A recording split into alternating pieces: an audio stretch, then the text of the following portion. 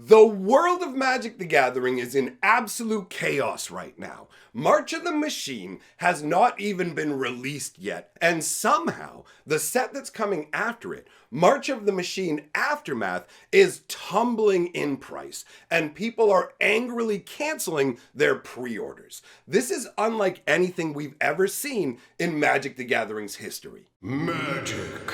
I am a wizard! History. I'm an old wizard! The Magic Historian. My bones hurt. Greetings, owners of fine luxury cardboard rectangles, my friends. I hope the day finds you well because we have gathered for a very curious edition of Mega Magic News. The biggest item is the Aftermath situation, and this totally blindsided me. But we're also going to talk about the new serialized setup that Wizards has brought to the table, and going to tuck in there as well another mistake that they've made at the end that basically speaks to the overall state of Magic the Gathering. Now, let's start out with the Aftermath insanity. So, for the first time in Magic the Gathering's history, we are seeing what's known as an epilogue set. Now, we've seen similar kind of concepts with double feature where Wizards went, you know what, we're done with the Innistrad sets. Here's a finishing move with it as a silver screen variation, but that fell flat on its face. So they've come back with a different idea where they're saying, okay, this is actually what happens after the story. This is an epilogue set. It's meant to wrap up the story and give you the closure on the story that you're looking for. And if you watched my last video, you will know that people are very, very angry about the way the story went. But that's not really tying in to why we're seeing this rage, cancellation, and price shift. So what you need to look at is this. I'm going to put up on the screen right now an Amazon posting, and you can see when you take a look at the price that this has had a 25% reduction in the sale price. So originally, and I'm rounding here, we're looking at 110 was what they had it at, and it's dropping down to $80. Now, this is a set that we have barely any details for. How do you see such a massive slump in pre-order prices? How does this work? Why are people actually actively, angrily canceling their pre-orders? Well, this boils down to the new befuddlement maneuvers that Wizards of the Coast is actively engaging in. Because if you look at this box, this is a 24-pack booster box, but then look in brackets. It says 120 Magic cards, and you go, whoa. Back the truck up for a second, bro. 24 packs, 120 Magic cards. That math tells me I'm getting 5 cards per booster pack. So that's part of what's going on here. People are going, whoa. I thought I was getting a deal on a booster box, but Wizards of the Coast has only put 5 cards in each of these packs. Now, each of these packs does have, here you go, you get a showcase, you get a rare. It's not like you're going to get a bunch of commons in the pack. Essentially, they're trimming out the commons and going, this is almost like those little promo packs, now that I think about it, that they would give you at the LGS if you kind of won. It's not exactly the same thing, but it's pretty similar. A mini juice pack. But when you look at the price that they want for these boxes, and you're just like, whoa, hold on, let me get this straight. I ordered this box at $110, or if you're here in Canada, guys, $140, $150. People locked in at these prices. You have to understand that people are canceling pre-orders in Canada. The deals are so crazy. Normally, Amazon deals don't affect Canada, right? Because over here, we've got to deal with import fees, all this other craziness that makes it so that Wizards just goes, we're never going to cut the prices on this. We never seem to get a deal. But there's such a disparity here that even without them offering us a special deal, you can literally just go, you know what, I think I'm just going to cancel my order with the game store and literally order it from the American Amazon and have it delivered, and I will still end up ahead. And so this information is coming to people after they've put in the pre-orders. Actually, if you go into places like the MTG Finance Reddit, you can see warnings posted saying, yo, do not order a bunch of stuff from your distributor. The prices on this are going to crater. If you get locked in, they will give you no mercy. You'll have nowhere to go. So people are raging over this. And honestly, if you look at it, Wizards of the Coast is pulling their shenanigans that are current era shenanigans, where take a look at Jumpstart, for example. They do a banger Jumpstart. People love it. People don't love theme decks. Call the theme decks Jumpstart. Yo, people like Secret Lair. Okay, well now our participation promos are Secret Lair cards, and this thing is Secret Lair. Like, they will just change whatever terminology they need to keep us confused. On top of that, this whole changing the amount of cards that are in boosters really does feel to me like the same sort of maneuver that ties into the video game industry. Wizards of the Coast has been taking a page from their book. Remember a few years ago, or maybe even more than that now, I guess I'm a dinosaur, but these charts started coming up that would show you, hey, do you want to get Goat Tickler 47? Pew, pew, pew. Well, here's the chart. Take a look. On this side, you get nothing because you're a scrub who bought the regular version. The regular version won't even load on your computer, you goof. But if you want the Goat Tickler Ultra Skull to wear on your head and the Mega Mouse, you can buy the Super Duper Collection version for $900. But certain things aren't available in that one. You got to buy the Uber Mega Ultra Deluxe. But even the Uber Mega Ultra Deluxe doesn't have these few cards you can only get over here. So they're moving all these cards into different products and going, oh, you can only get this version in this collector booster, but this over here comes in a set booster, but it's actually from the theme booster, but it's a slightly modified version. And so you literally can't keep track of what's in what's product. And it's done on purpose. And this is the same thing that's going on with these 5-card packs.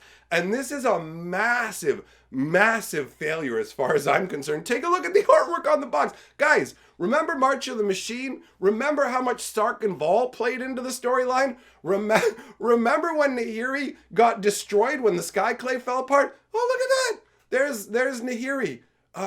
Hey, she's completely cured of the Phyrexian taint. Hey, do you want to explain something to me? You got Karn in the background there, and you only used Karn to have him come back to life at the very end of the story, make himself a new body on the spot, which he could have done all along. Make himself a new body on the spot, and then he scrubbed a Johnny, a Johnny and Nissa Spark. He scrubbed both their sparks so they would be Phyrexianized. And yet, here we see Nahiri completely Phyrexianized, and Sark and Vol, and they're all striding together out of some kind of portal. From where? New Phyrexia's gone. It's been shunted into whatever. So I want you to understand that they're trying to sell you a set based on the story that is a skis little 5-pack maneuver going, don't you want the wind up for one of the most disappointing, the wind down for one of the most disappointing stories in Magic's history that people are angry about? This is a major fail, okay? So the reason that people are upset makes perfect sense. The cancellations make perfect sense. Wizards of the Coast really needs to get their act together in this regard. Now let's move on to talking about the new way that they're handling serialized cards. Take a look at this. This is a serialized Praetor, but you'll notice that the artwork is not the artwork that we have been shown for the regular style cards. So when it comes to these particular serialized cards, they are unlike the ones that we've seen from Brothers War, where it's the exact same artwork and you get a different foiling treatment. Wizards of the Coast has decided to step away from that and go full tilt into offering different art. And honestly, that's what they're going to have to do. Remember what I said about this whole befuddlement concept and slapping everything into everything? They're doing that with frames now. They took the frames, they're slapping them into this set and going, check it out. You can get all these different framed versions of things. We took the Ultra Masterpiece frame, we slapped it onto Uncommons. We took the special Gilded High-Rise frame that we only did for this Secret Lair, and then we basically did a brand new Atraxa that we did in this Secret Lair here. It's all slapped together insanity. The previous serialized cards that we got, which were just a different version, like number stamped, but with the same artwork on it, those are going to be nothing to anybody, really. Like, it feels like Wizards is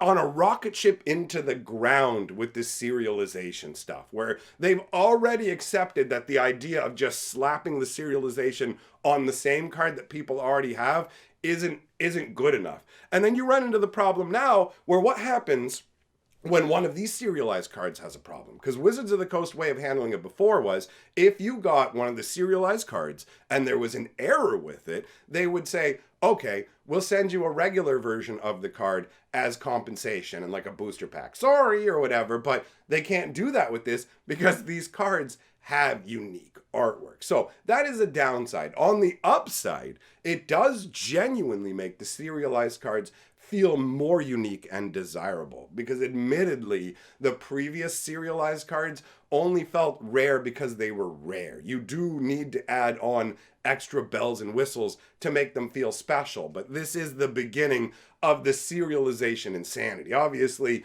the 1 out of 1 ring isn't going to be the craziest thing we see Wizards do. It will get progressively more nutty from here because they have to. The profits have to move ever upwards. The prices have to move ever upwards. That's why they think they can get away with selling 5-card booster packs. And guys, what sticks in my craw the most about everything that they're doing is that they refuse to put in the care to do things properly. They want to make a million things at once. They want all of our money. They want to turn around and go, hey, we're going to make 30th anniversary, pay us $1,000 for this. Like, that's still, there is still that emanating from Wizards, that mentality of we own you and your money. We don't even have to try. So another minor error that honestly wouldn't be that big a deal if it wasn't just on top of the pile of so many other things is Wizards screwing up with the artist attribution. So for what is it? Furnace Host Charger, the artist that they listed